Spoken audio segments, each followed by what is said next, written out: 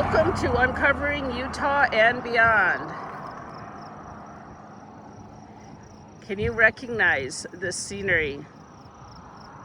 This is beyond. This is not Utah. Can you guess where I'm at? Let's turn around to the other side. The road to my one side, whichever side you're seeing this on, is Route 89. And the other side is the Snake River. So now I'm looking south on Route 89, and that's the Snake River Canyon. I think it also goes by the Grand Canyon of the Snake River. ChatGPT told me that. I don't know if that's accurate. Let me know in the comments. Okay, so we're gonna take a little walk over this bridge that goes over the Snake River, and there's gonna be a confluence with the Hoback River, and we're here on this bridge on July 5th, 2026. Thanks for taking a walk with me. I'll also upload this video without my commentary with music behind it if you want to use it for your treadmill walking exercise. There's a lot of automobile noise. Obviously, it's a very busy road. People going to and from Jackson, Wyoming, the gateway town of Grand Teton National Park. We've been here about 10 times, give or take a couple on either side, and I've never walked on this bridge before. There's always other things to do. And so I think a lot of people pass this without coming on it. But if you're coming this way in the time of the year when there's spring runoff, so probably like late March to early June, depending on the snowpack, the cool thing is you'd be able to see this confluence of the Hoback and the Snake River converge, which you can see anytime, but the big difference is you should be able to see the color difference more prominently when the two rivers converge here. So let me get a zoom in here. So you can see this cool bridge, and you can see that river on the right side, the smaller one coming in, that's the Hoback, and the big one is the Snake River.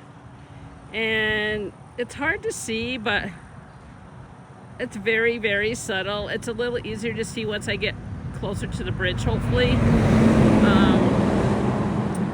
Subtle color difference. But like I said, if you're here during spring runoff, that's the time that you're supposed to see the more incredible scene of that color difference. It's more striking. Yeah, I can see that color difference more prominently now. Can you see it now? The way the sun's shining on it, I can see it a little bit more now. All right, I took a couple pictures. I'm editing this all back together. Let's get back on the trail here. So yeah, I'm the only one on this bridge, all the way walked down and now back. No one else has stopped. I think we've only driven over this bridge maybe 3 times. Oh, I see someone coming on a bike. I might pause the video again, but yeah, let me pause it. All right, so I'm back, and I can definitely see the color difference there in the river. I'm guessing it's going to be very striking in spring runoff. Definitely have to come up here. Probably I won't be able to come back up here for a couple years. Yeah, so back to what I was saying. We've been up to Jackson, I don't know, about 8 to 10 times. I don't know, I've lost count.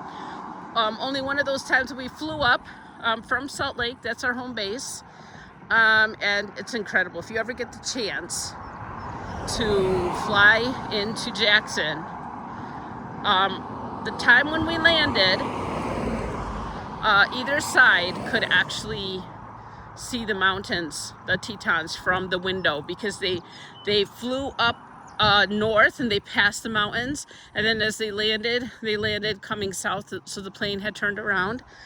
So if you're ever wondering, will I see the Tetons from the airplane while landing or taking off in Jackson, that's an answer. As far as the taking off part, I have to look at my video, but I feel like they did not make a U-turn. And I can't remember. No, I'm going to take something back I said. They made a U-turn only on the landing or the takeoff, and not both in my case.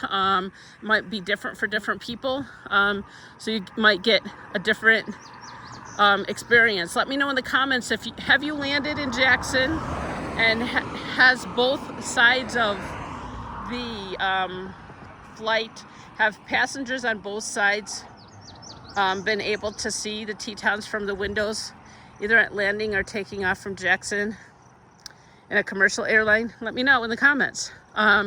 So yeah, back to this Route 89. So Route 89,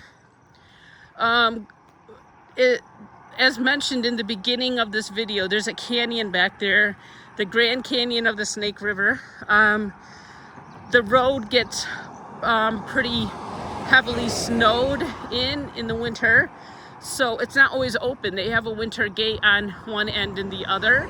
So I remember there was a few times where we couldn't take the road back or something. We came in through the Pinedale route and we wanted to come back on the 89 or something, and the gate was closed, so we went up part way and then we had to turn around. So it's not always open. So if you're wondering, is this Route 89 open all year long? If I'm going to drive up from Salt Lake or south of Jackson into Jackson, can I take Route 89? You'll definitely want to check with the locals, or maybe look at WYDOT, Wyoming Department of Transportation website, and see if the road is actually open. So I stopped here because I can see some difference in the watercolor, and I don't know if my eyes are tricking me and it's the green that's reflecting off the trees into the water. I kind of wondered that earlier, but I do see a color difference there. All right, so yeah, we've been to Jackson about, like I said, I don't know, I lost count. I'm gonna say somewhere between 8 times and a dozen times, and every time we come up, we drive from Salt Lake and we take a different route here and a different route back. So we don't always take the same roads and we don't always get the same view. But if you're wondering what's a great route to take from Salt Lake to Jackson in the winter, or like in the late spring, early to late spring, I would say, if my memory serves me correctly, take Route I-80, Interstate 80, leave Utah, going east, and I believe it's Route, actually it's probably Route 89 or 189. 189 might be open all year long. One of these two roads we took in the early spring or late winter had an elk migration, and there was so much elk, so many elk, like thousands and thousands of elk. It was both beautiful and a little scary because, like, it's at dusk, and even though it's sagebrush and there's no tall trees, and the elk are tall, but the elk, color of the elk blend in with the sagebrush, so it was really hard to see if someone, meaning an elk, was going to cross the road. Can't really see the confluence here because the sun's shining on it. But yeah, if you're able to go during that time and you're as lucky as we were to see that, then yeah, mark yourself super lucky. It's like going for a safari in the US and not having to pay them ridiculous high amounts of money to go abroad. So unfortunately, I don't have any pictures of that, so I can't superimpose it over this walker or link you to another video or pictures, But I'm sure if you talk to locals, they'll definitely let you know about that. Let's take another look at the river.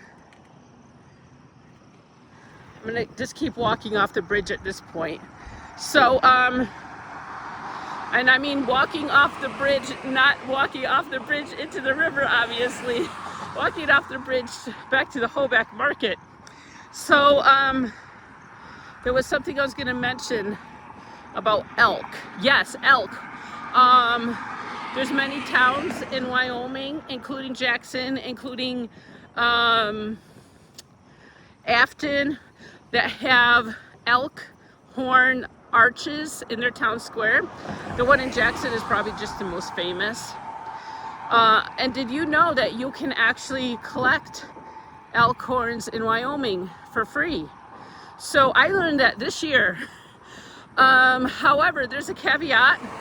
So if you want to collect elk horns that have already, of course, fallen off the elk, and they're kind of found in the wild places, typically on BLM or Bureau of Land Management land,